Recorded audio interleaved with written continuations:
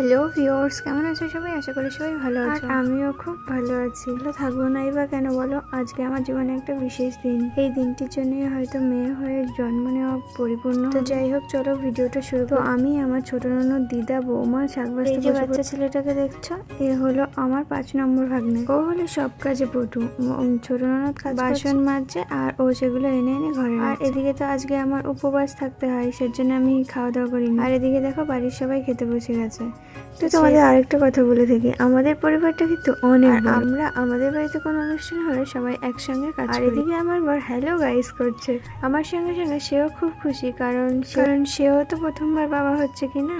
আর আমাদের বাঙালিদের মধ্যে কিন্তু যে কোনো অনুষ্ঠানের আগে উনুন পুজো করে নিতে হয়। তো আমাদের বাড়িতে তো আমি করব সেটা। আর এই দেখো এদিকে আমার বড় সতীন আর ছোট্ট বরটা কি করছে। যাই হোক, এদের খাইয়ে দিয়ে রেডি করে দিয়েছে, খেলা করছে। আর আমাদের বাড়ির পুরো রান্না বান্নার দায়িত্ব মেজো ঠাকুর জামাই আর মেজো ননদের ওপর পড়ে, সেটা ঘরের রান্না হোক বা বাইরের। তো আজকে তো আমি কিছুই করবো না, শুধু সবাইকে একটু এগিয়ে গিয়ে। আর এদিকে দেখো সবাই সবজি কাটতে বসে গেছে, আর আমিও উনুন পুজোটা সেরে নিচ্ছি।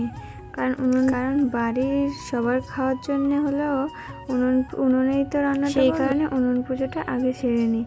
আর এদিকে দেখো আমি সাজতে বসেছি। তোমরা জানো তো বন্ধুরা, আমি না আমার বিয়েতেও এত সাজি। আর এখন সাজছি কারণ বৌমা যখন মেকআপ আর্টিস্ট হয়, শাশুড়িরা তো একটু সাজবেই, তাই না বলো? তো আমাকে কেমন লাগছে সেটা অবশ্যই কিন্তু কমেন্ট করে জানাও। বলো তো, আমি তো কোনোদিন আগে এত সাজিনি। তো বাবা, এই দেখো কি সুন্দর করে সাজিয়েছে আমার বেবির জন্য। দেখো আমার বৌমারা আর ননদরা কি সুন্দর সাজিয়েছে। তো যাই হোক, অনেক বেলা হয়ে গেছে আর আমার পেটেও ডাক্তার এখানে কিছু একটা কাজ করবার জন্য আমাকে ঘরে পাঠিয়ে দিই। আর এই দেখো, এটা হলো আমার 4 নম্বর ভাগ্নে। তো ঘরে এসেছি, তাই বলছে দেখো মামি তুমি একটু হাই করে দাও। আমি একটু হাই করে দিই। আর সঙ্গে বলছে একটু ঘুরে ঘুরে দেখাও যে কেমন হয়েছে। আর পেছনে কি আছে? পেছনে আছে আমার একমাত্র ভাগ্নি।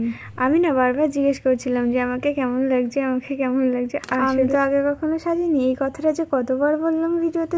যাই হোক, এই দেখো আমি এখন খেতে চলে গেলাম। তো এই যে সবাই বলছে একটু নমস্কার দিয়ে বসতে, তাই আমি হাত জোর করে নমস্কার করে নিলাম। আর জানো তো বন্ধুরা, আমাদের ক্যামেরার কোয়ালিটি না একদমই ভালো না। কি আর করবো বলো, এইটুকু স্মৃতিতে ধরে রাখতেই হতো। আর আমি যেহেতু নতুন ব্লগার, তো আমি তো সেইভাবে করতে পারি না। ত্রুটি হলে ক্ষমা করে দিও।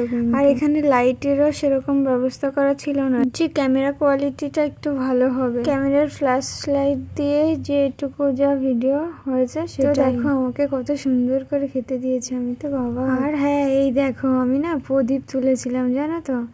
তো আমার কাছে ছেলে অথবা মেয়ে দুজনেই সমান। আর যে আসবে সে তার সঙ্গে সঙ্গে যেন আমিও সুস্থ থাকি। মানুষ করতে গেলে তো আমাকেও সুস্থ থাকতে হবে না। তো যাই হোক, অনেক কথা বলে ফেললাম, আর কোনো কথা নয়। এই যে আমি বসে পড়েছি, আর আমাকে না এক একজন করে আশীর্বাদ করছে। আরো অনেকেই আশীর্বাদ করেছে, সবারটা তো দেখা সবারটা ভিডিও রেকর্ডও হয়নি। তো এই দেখো আমি খেতে বসেছি, আর সঙ্গে বসেছি 2 সতীন। আর এই যে পাশে যাবো, এইটাও আমার একটা বউ, গলায় মালা পরাচ্ছিল। তো এই যে আমি খেতেও বসে পড়েছি, আর আমি একটু আমার সতীনদের খাইয়ে দিচ্ছিলাম, আর আমাকে না আমার একটা বৌদি খাইয়ে দিয়েছিল। তো যাই হোক, আজকের ভিডিওটা না এই পর্যন্তই। যদি তোমাদের তাহলে অবশ্যই চ্যানেলটা সাবস্ক্রাইব করে দিয়ে পাশে থেকো। আর আমি যেহেতু নতুন, আমাকে অবশ্যই তোমরা সাপোর্ট। তো আগে থেকে বলে রাখি, এই ভিডিওটা না অনেকদিন সময়ের অভাবে এডিট করে ওঠা হয়নি, আর ভিডিওটা পোস্ট করা হয়নি। তোমরা সকলে ভালো থেকো, দেখা হবে আর পরবর্তী একটা নতুন ভিডিও।